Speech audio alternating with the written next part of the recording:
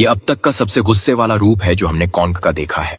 Monarch legacy of monsters के season 2 में, जो अभी अभी रिलीज हुआ है, कुछ अनजान इंसानों ने पूरी तरह से तबाही मचा दी, जिससे टाइटन एक्स नामक एक राक्षस को आजाद कर दिया गया, जो कॉन्ग और गॉडजिला दोनों की पहुंच से बाहर है।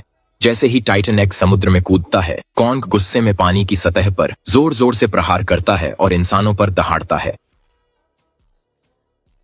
बधाई हो, मार्च के पहले ही दिन आपने बिल्कुल नया खोज लिया है। मोनार्क लेगेसी ऑफ मॉन्स्टर्स का सीजन 2। शुरुआत में ही अपने एक दोस्त को जो दूसरी दुनिया में फंसा है बचाने के लिए चारों लोग एक स्पीड बोट पर सवार होकर सीधे उस विशाल तूफानी सिस्टम की ओर बढ़ जाते हैं जो द्वीप को घेरे हुए हैं। हिरोशी स्थिति का विश्लेषण करता है। द्वीप की बढ़ती अस्थिरता के कारण तूफान उम्मीद से कहीं ज्यादा तेजी से पास आ रहा है।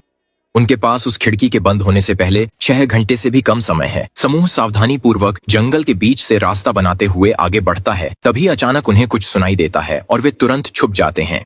वे उस आवाज की ओर देखते हैं और एक प्लेरोसॉर को भागते हुए देखते हैं।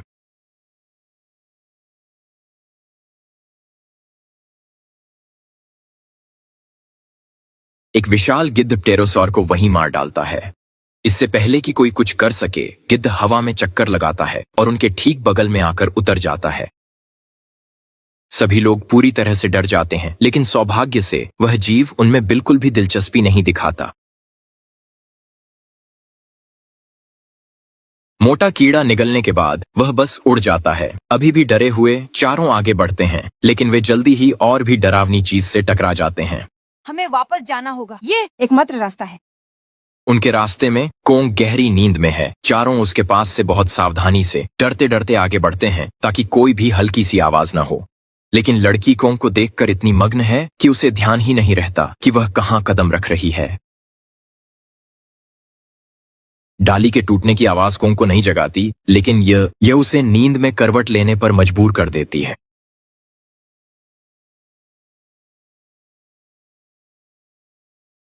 केट मुश्किल से कोंग की उंगलियों से फिसलने के बाद बच पाती है। समूह आगे बढ़ता रहता है और आखिरकार अपनी मंजिल पर पहुंच जाता है। ये एक तबाह हुआ मोनार्क चौकी है, वही जगह जहां हिरोशी ने कभी अपनी बेटी केट को बचाया था।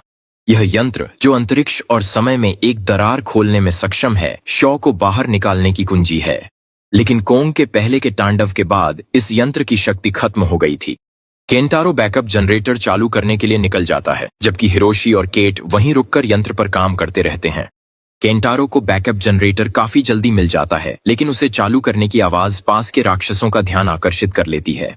वे जीव इंसानों को उनकी गंध से ढूंढ रहे हैं और तेजी से पास आ रहे हैं।